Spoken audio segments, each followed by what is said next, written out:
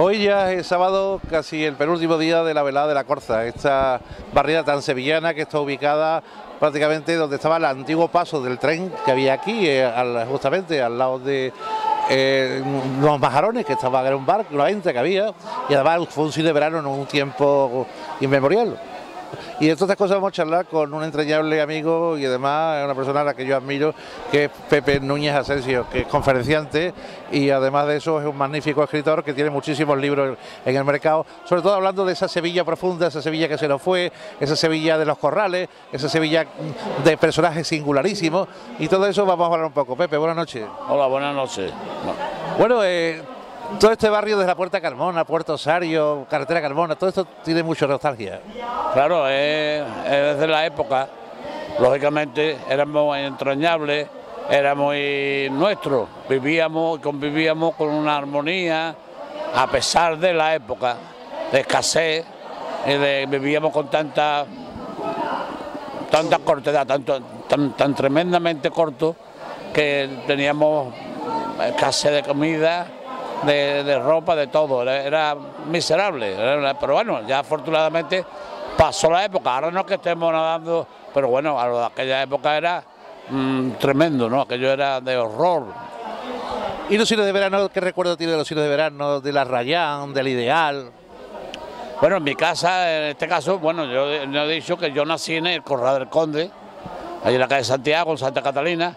Estaba el cine Santa Catalina, estaba el cine Tívoli, estaba el cine Osario, estábamos rodeados, por el Actor Centro de Sevilla, rodeados de cines de verano. Cine Regina, que era muy bonito, y entonces entrañable porque recuerdo aquellos puestecillos de higo chumbo, con la maceta de albahaca, con las tallas de agua fresquita. Una delicia, era una delicia todo aquel vivir de aquella época, sí.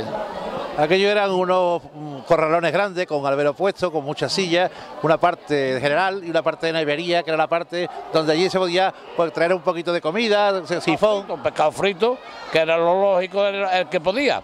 El que no, pues una peseta no, era mucho. 2 o 3 perras gordas de pipa, de girasol, y eso es lo que se comía. Ahora la parte, esa era la general, preferencia y la nevería, o ambigú, pero vamos, eso era para los que podían permitirse el lujo de comprar un cartucho de pescado frito. Bien podía ser calamares o pedacitos,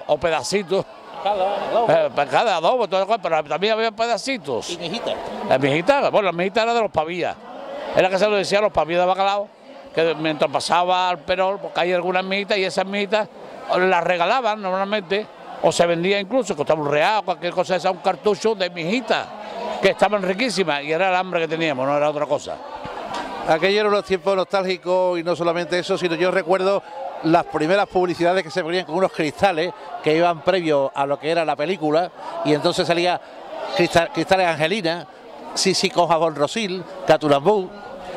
Bueno, eran anuncios que el Nori, el borreguito, el café, todo tenía su anuncio, y era curioso porque eran cosas muy humildes, digamos, pero tenían su encanto. Eso de Nori, el borreguito, cualquier anuncio de esto que eran lo del café, el café Valdés, el café Saimasa. Y entonces pues era otra época, lógicamente tenía también su encanto. No era como esto ni hablar, la juventud parece que le estamos diciendo nosotros una exageración. Fue así.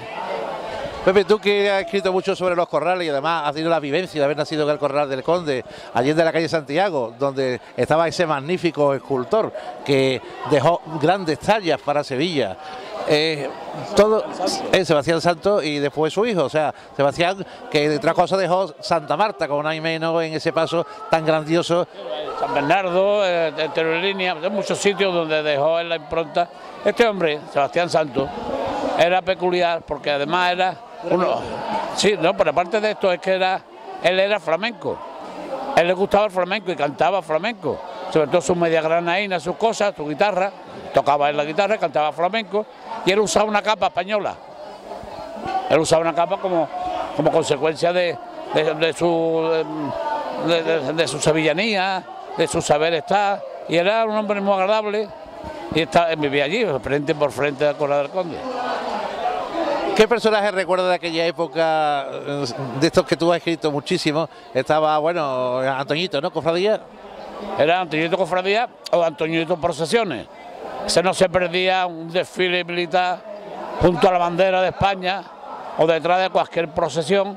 En el corpus se decía, cuando echaban la juncia y el romero por el suelo, pues decía que ahora viene Antonio y él recoge todo el romero porque tiene los pies abiertos, tenía por lo menos casi un 50 de pies. Y él iba andando con las piernas abiertas, se decía que iba recogiendo el romero que quedaba allí en la juncia por los suelos. Pero él era un hombre, era familia no adinerada, pero acomodada. Él vivía en la calle Chicarrero y se le dio un homenaje cuando ya estaba ciego, en la postrimería ya de su vida, que yo asistí, y se le dio un homenaje por las bandas de música, que él conocía algunas de las interpretaciones, se las conocía al dedillo. Cuando terminaba, amargura y todo esto, decía, ahora, cuando ya ha terminado, ahora, porque algunos tocaban las palmas antes o algo, y era un hombre de forma siempre un puro, era célebre, porque era muy afable, y era un tío muy agradable, era un tío que tenía una sonrisa permanente casi, era un hombre con una afabilidad, con una simpatía, dentro de su disminución psíquica, porque era un tanto así de aquella manera, ¿no? Pero un hombre muy agradable, yo lo traté. Hubo muchas anécdotas.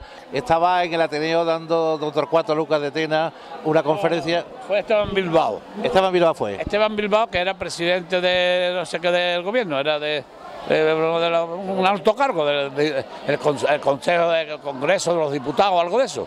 Y estaba Esteban Bilbao dando una charla. Efectivamente, Antoñito estaba allá en verano, en el Ateneo, y Antoñito veía la jarra de agua que tenía aquel hombre en la mesa con su vaso, se levantó, cogió la jarra y el vaso, se echó el vasito de agua, se lo bebió del tirón y dice, estaba fitito. No pudo aguantarse, se lo tomó del tirón.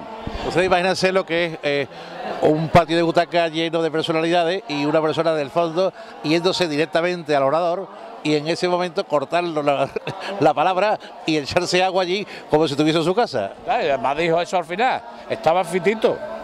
Claro, el hombre lo cogió, lo bebió.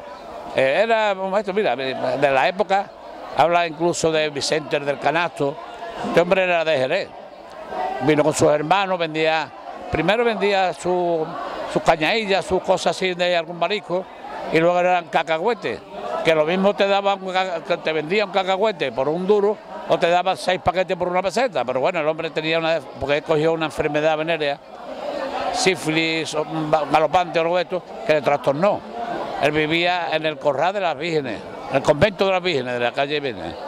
Y luego de allí se fue, cuando derribaron el convento, se fue debajo del puente de Triana y luego por la calle Ardilla, y por eso siempre estaba alrededor de la puerta de Triana, el puente, la calle San Pablo y todo esto, que era donde él solía estar.